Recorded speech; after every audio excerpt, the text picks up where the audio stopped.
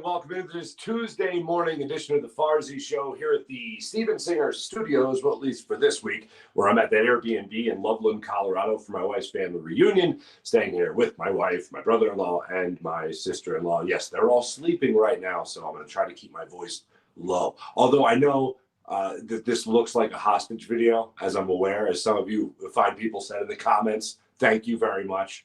Didn't really want to fly the whole banner, backdrop, desk, and all that stuff out here to Colorado. Didn't want to check all that. But anyway, I figured I'd give you 10 to 15 minutes of just some fine, piping hot sports takes.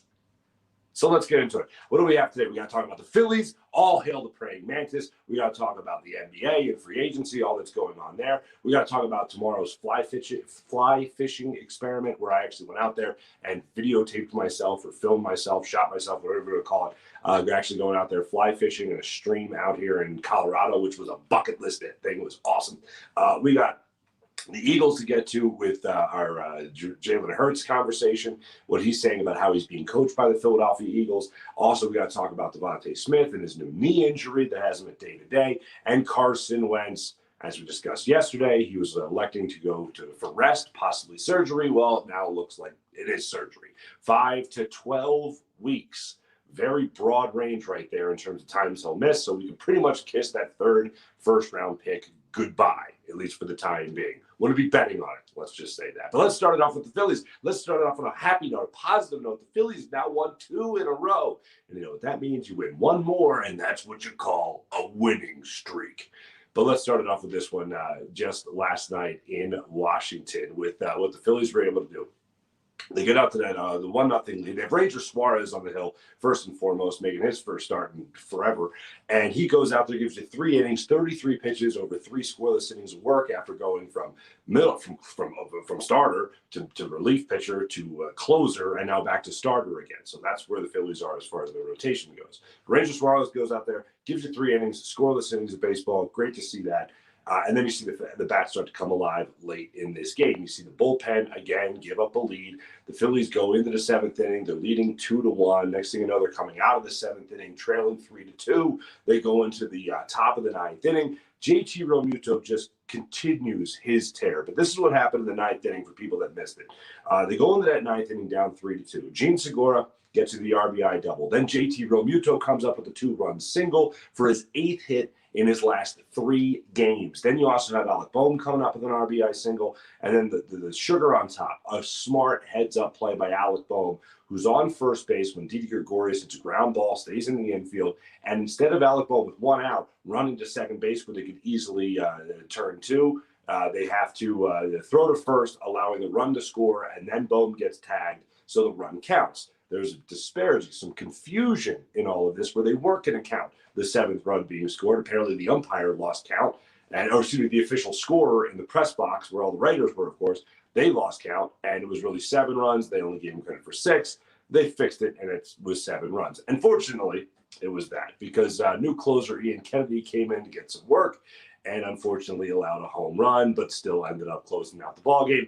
Phillies get the win. They're 2nd in a row. Let's just keep on piling on. Right now, Zach Wheeler's going to go to the hill tonight, I should say, this Tuesday night. Zach Wheeler's going to be on the hill, the NL leader in strikeouts with 165. So let's hope that he keeps that going. And the Phillies can then win 3 in a row. Because after all this, by the way, that 7th, excuse me, how did I do this? What an idiot. I'm sorry. I mentioned the praying mantis, but did I praise the praying mantis for possibly, as the internet is saying, saving the Phillies season?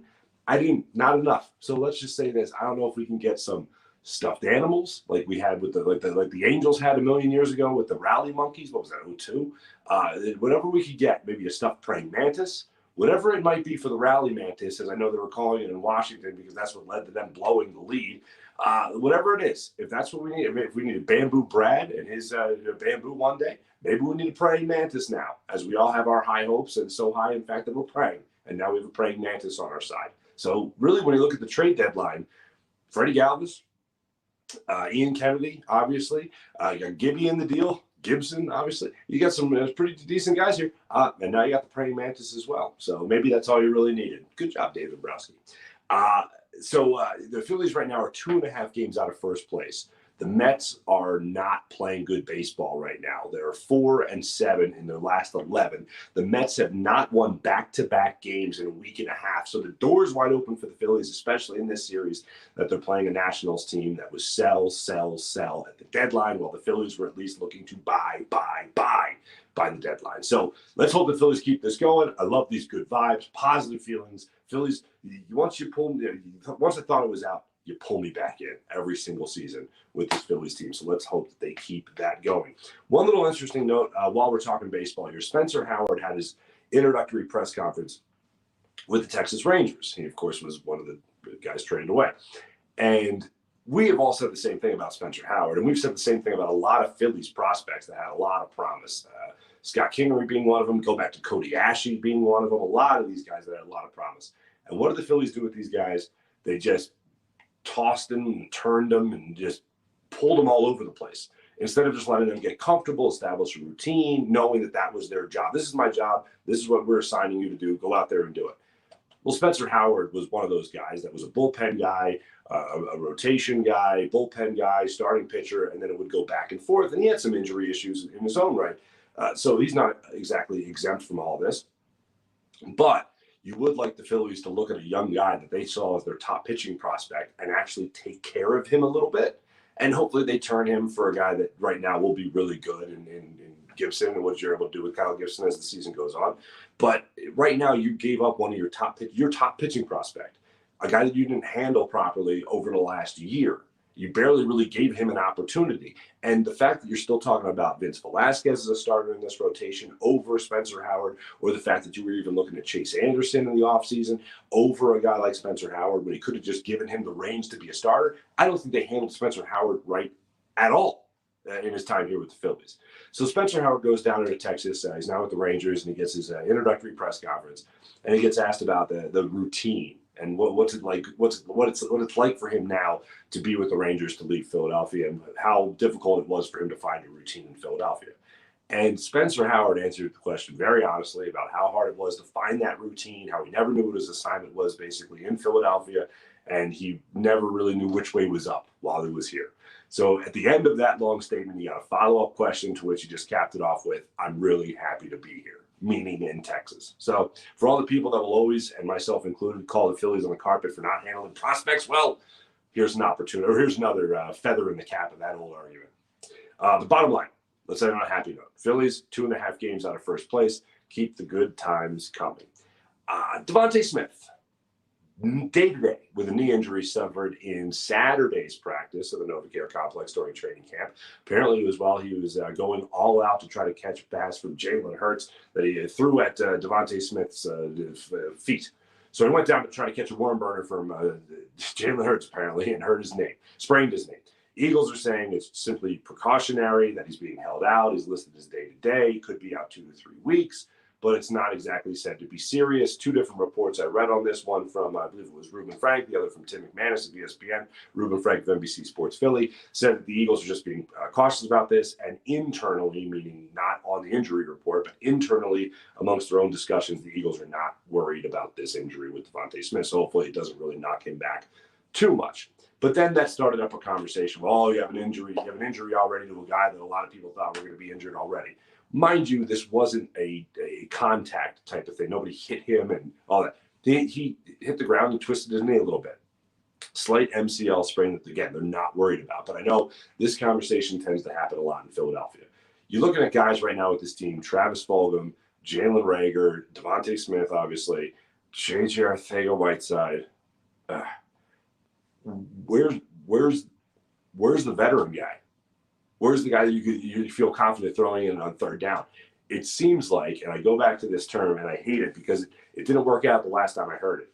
If you remember the transition from Donovan McNabb to Kevin Cobb, and then immediately to Michael Vick, one of the things that Deshaun Jackson said in the offseason was, it's all about the young guns now. It's all about the young guns now. Young guns are taking over.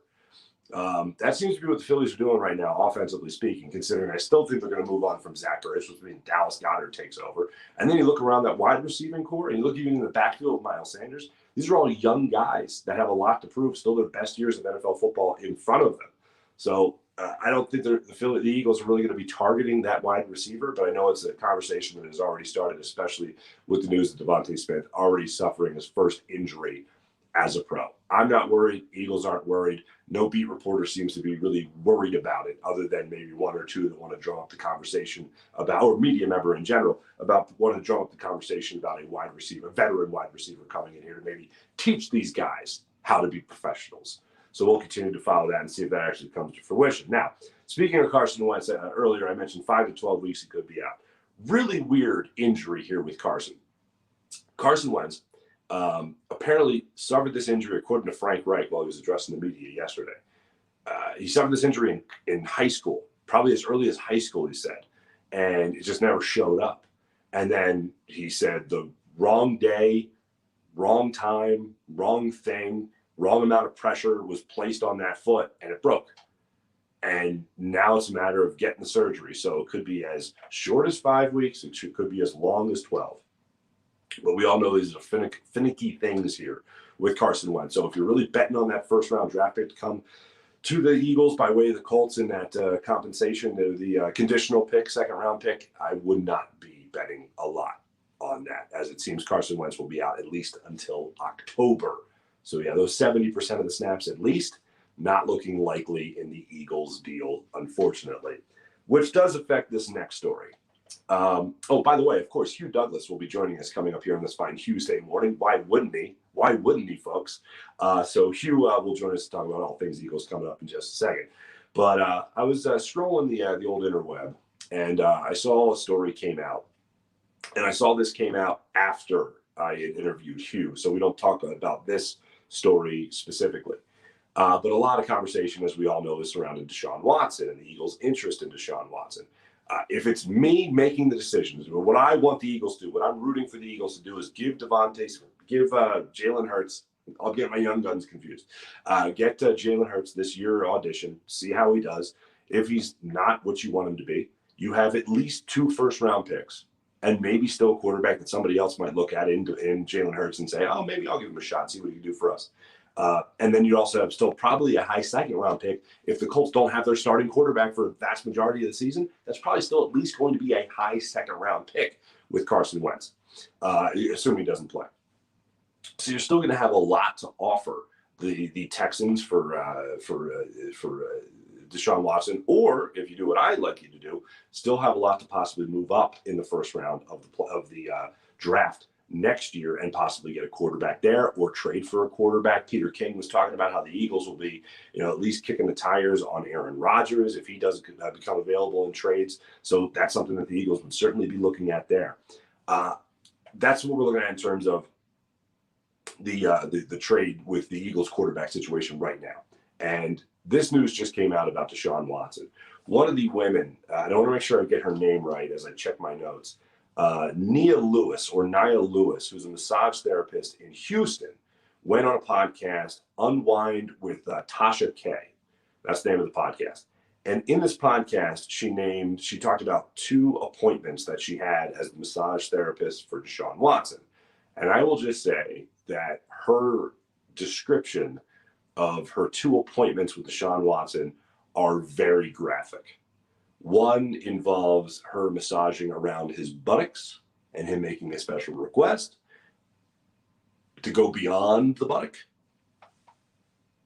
And then 2, the second appointment, she talks about how she felt like the owner of the salon where she was working at wanted her to make this particular client, Deshaun Watson, as happy as possible. Now, I don't know if that salon, it's never implied whether the salon owner knew what that meant in terms of you better make him happy, wink, wink, or hey, this is one of our best clients. You have to keep him happy, So there's no word on whether or not she knew what that meant. So benefit of the doubt there. But the masseuse goes on and tells this very graphic stories. If you want to check it out, Nia Lewis, Nia Lewis. I'm sure if you look up that masseuse, or Deshaun Watson, I'm sure the story will come up for you if you really want all the horrible details.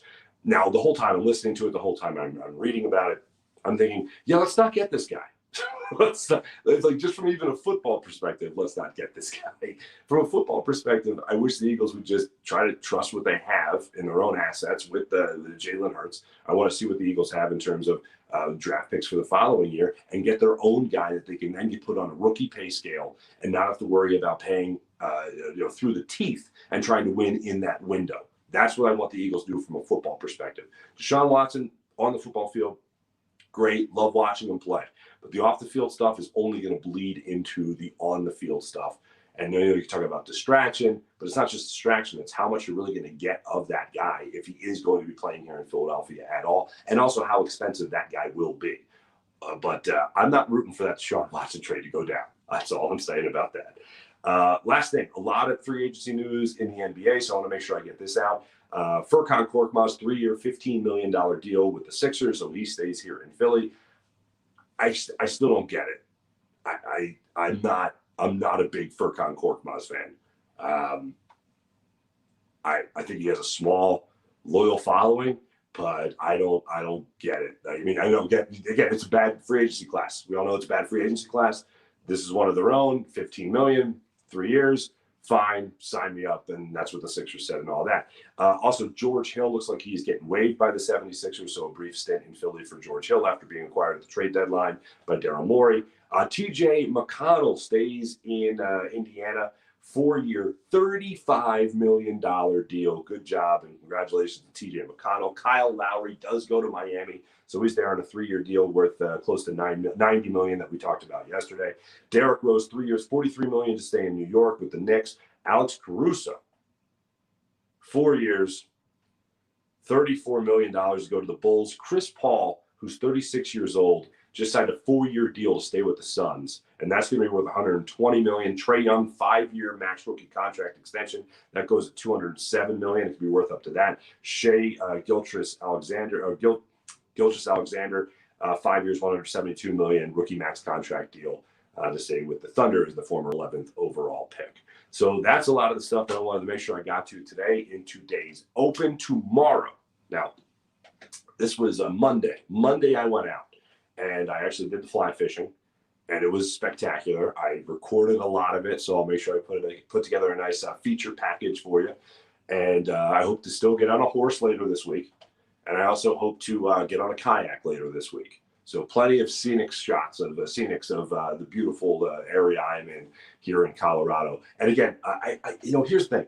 Yesterday, I saw you guys in the comments talking about, one, the hostage video. Funny you mentioned that. And two, how tired I was. And I was, admittedly so. But I tried to power through. So what we're trying to do here, because we have about 30 people for my wife's family reunion, is everyone's taking a dinner night type of deal. And I love to cook. I love to cook. And yeah, I cook mainly, my family's dishes, right? So I cook, I think the word is ancestrally. Like if my grandmother or grandfather didn't make it, chances are I don't make it. So I made braciole, and I made meatballs. Braciole, for people that don't know, braciole is like a flank steak with meatball mix in the middle. And I put a basil leaf and crumbled hard-boiled egg over top. And you roll that up and you tie it and you put it in the red sauce or gravy. And you put that in with the meatballs and the braciole and the sauce, and you turn it and you just let it cook for hours and hours and hours, and that meat becomes so unbelievably tender. And then I made a pesto chicken dish with linguine that turned out really good. So I made dinner for like 30 people. And I was in the kitchen for about 8 hours doing all that. I love every second of it. I'm not complaining a little bit. I love it. I remember when I was at WIP, I signed up in Radiothon to cook dinner for anyone that would bid on it. And somebody bid $500 for me to go and cook dinner. It took forever to finally plan, but we finally got it done.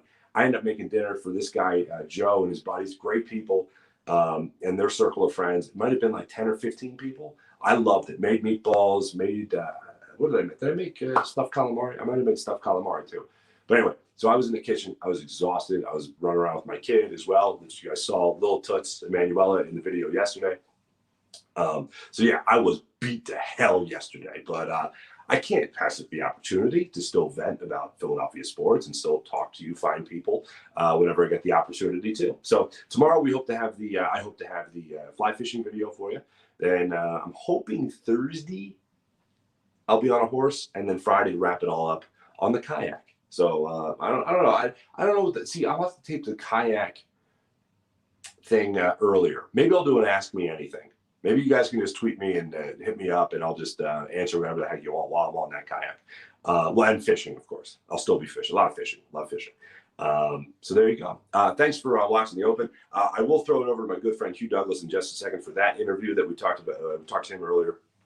But let me tell you about my good friend Steven Singer of Steven Singer Jewelers. Do what I like to do, and that's go to Steven Singer Jewelers for every big jewelry purchase. Getting engaged, maybe a big gift, an anniversary, whatever it might be. Go to Steven Singer Jewelers. Do what I do and trust Steven Singer. His real team of jewelry experts will walk you through all their inventory and make sure you walk out of there a happy customer and a new friend in the Steven Singer family. You go to the appointment scheduler at IHateStevenSinger.com and make yourself an appointment. You go in, you know, a real jewelry expert will be there at the ready. And here's the other thing. Every single day, you get the perfect price at Steven Singer Jewelers. That's right. The other corner of 8th and Walnut, right in Philadelphia on Jewelers Road. Go to IHateStevenSinger.com. Always fast and free shipping at IHateStevenSinger.com. Without further ado, on this fine Tuesday morning, let's talk to our good friend, Hugh Lamont Douglas III.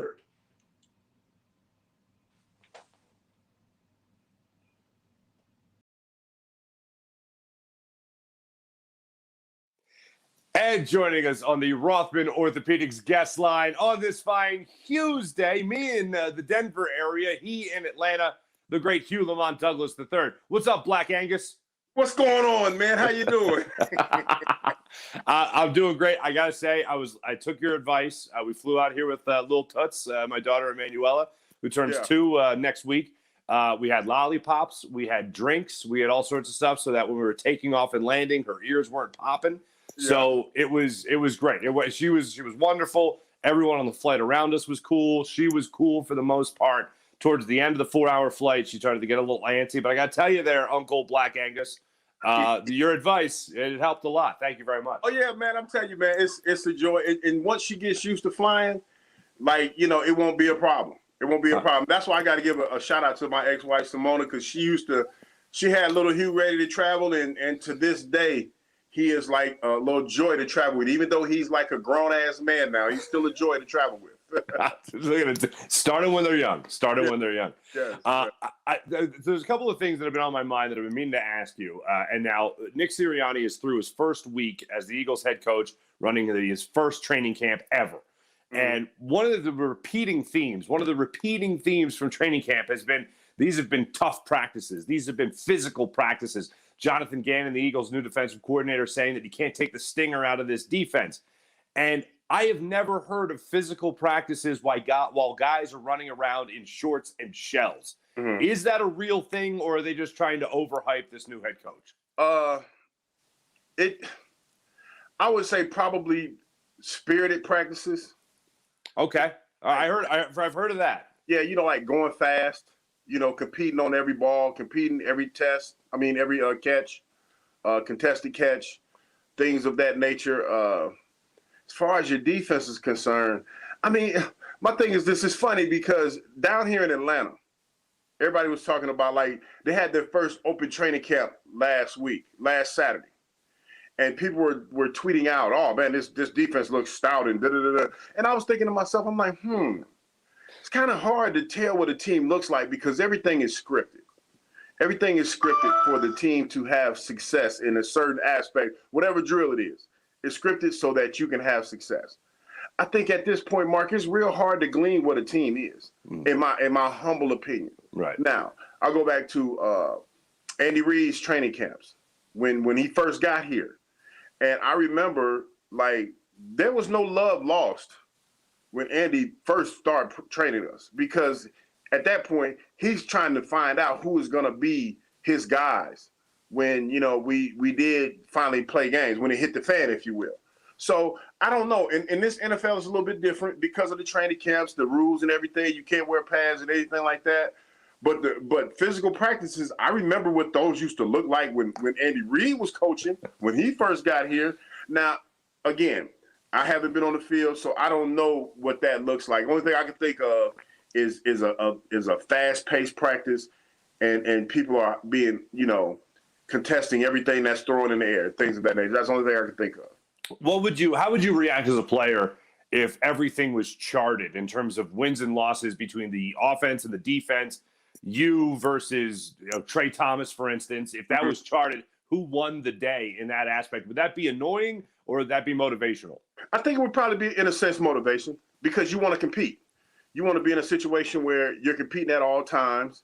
And I guess in your head, if you know that it's something that you're being evaluated on, because let's be honest, Marc, it's hard to evaluate players now. It really is when you talk about the way that they train, the way that you assess them now. You don't have that padded practice like you used to. So everything that you do out there, every mental error that you make, every play that you compete on, they have to evaluate you because they don't have that much time to figure out who can play or not. You talk about 3 preseason games now. That's one less. You're talking about 2 weeks of training camp. You're talking about no OTAs in this offseason. So every time that you step out on that field with that helmet, you're being evaluated. So I don't have a problem with that because it's hard for coaches to evaluate the guys that are getting ready to play on Sunday now. Mm-hmm.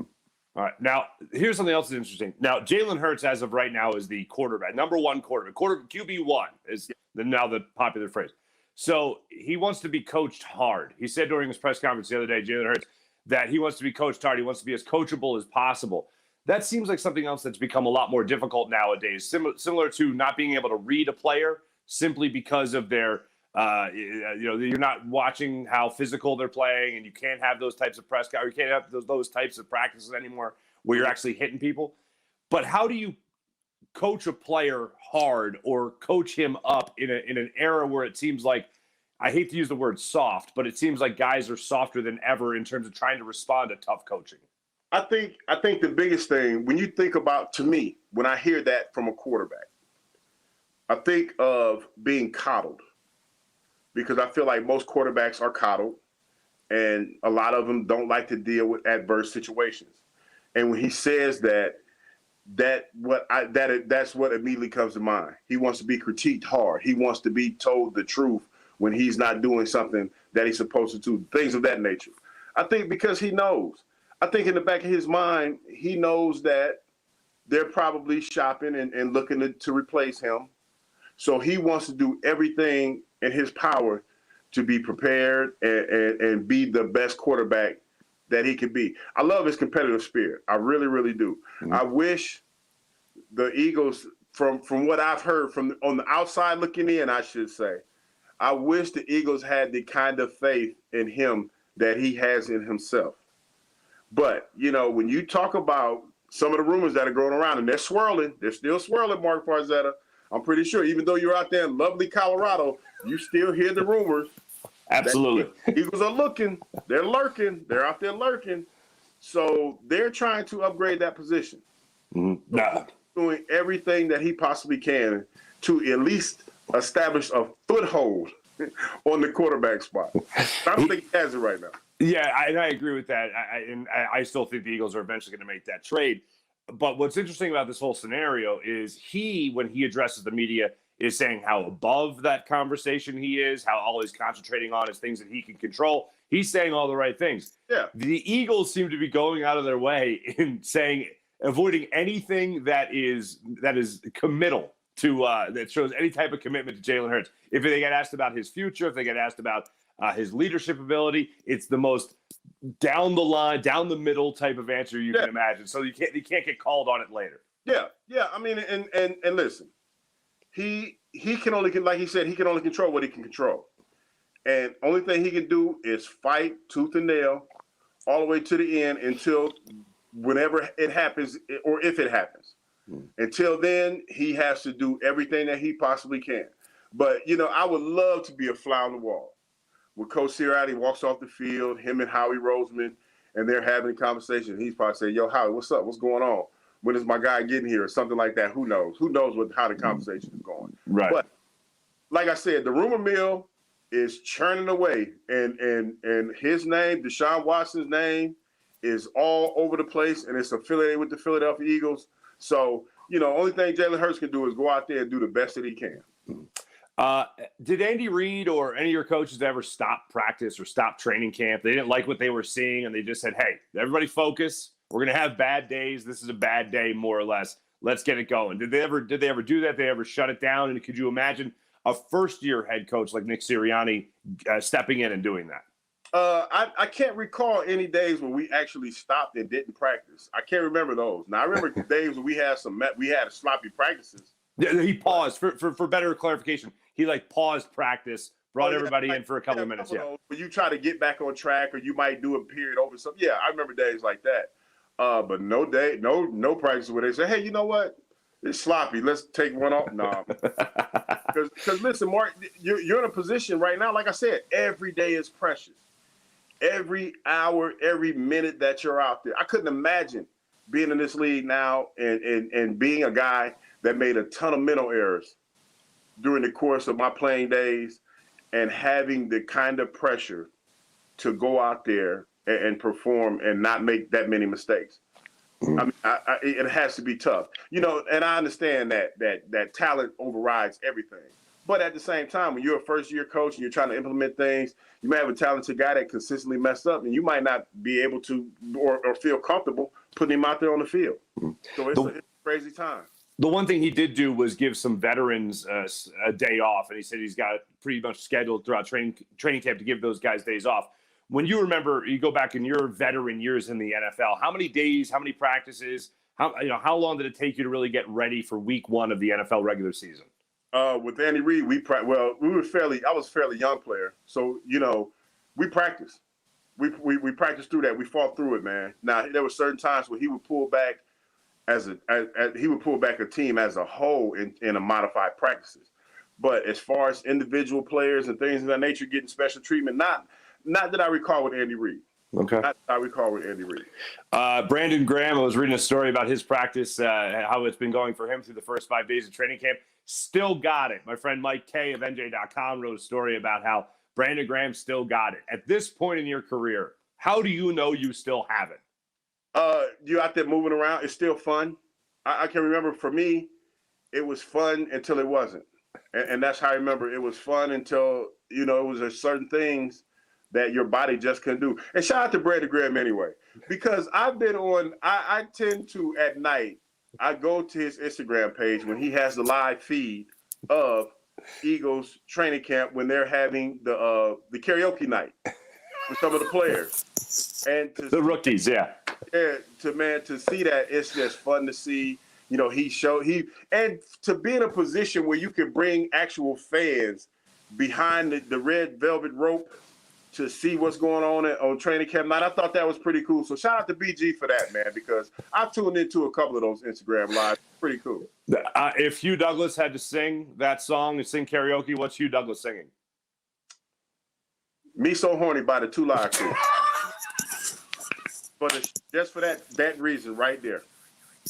Instant hilarity. And you know what? It would make it worse singing it in a room with a bunch of guys and everybody like, what the hell is wrong with this guy? What the hell is wrong with you? That was my follow-up question. What the hell is wrong with you? What the hell is wrong with that? Why is he singing that? With the room, all these guys.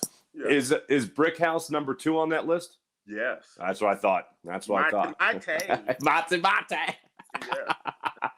Yeah. Hugh Lamont Douglas III, Black Angus, joining us on the Rothman Orthopaedics guest line. Hugh, great catch. Last thing, Braves. How the Braves looking? Braves looking okay? They made some moves, man. They made a couple moves. You know what's funny? The Braves are in the same position they were in the last time that we talked. Yeah. Nothing has changed. Nothing's changed. It's been like this the whole time. It's been like this the whole time. So, we got Adam Duvall back. He's back on the roster. Mm-hmm. So that's about it. All right. Still keep hope alive. Keep hope alive. It's some 80-win team is going to take this division, and you're going to be the first person I think of, brother. Indeed. You and me so horny. Yeah. All right. Hugh Lamont Douglas III, thanks so much, brother, for joining us on the Rothman Orthopaedics guest line. Not a problem, brother. Have a great time in Denver. Thank you, brother. Peace. Peace. Farzy Show would like to thank their sponsors, Rothman Orthopaedics, When you have an orthopedic issue, you need a physician who eats, sleeps, and breathes orthopedics. You need an exceptionally specialized Rothman Orthopaedics physician. They not only specialize in orthopedics, but each of their physicians only focuses in on one area of the body, which means you can have the confidence to get past the pain and be what you were. Visit them in one of their 30-plus area locations in Pennsylvania and New Jersey, including 4 orthopedic-only urgent cares. Learn more at rothmanortho.com. Steak and Maine, fine dining in the heart of Northeast Maryland. Whether you dine in the more upscale steakhouse or casual bar and patio, you'll enjoy the highest quality of prime meats, fresh seafood, world-class oyster bar, and freshly prepared sushi. All that and an extensive wine list including their own Cavada Cellars wines. Open every day for lunch, dinner, and Sunday brunch. Steak and Maine in Northeast Maryland voted #1 place for steaks in America by the Travel Channel and the Cooking Channel. Check it out for yourself. Go to steakandmaine.com for more information. PHLSportsNation.com, enhancing your Philadelphia sports fan experience, covering all your favorite Philly teams on PHLSportsNation.com. And Sky Motor Cars, a car for every budget. Visit SkyMotorcars.com.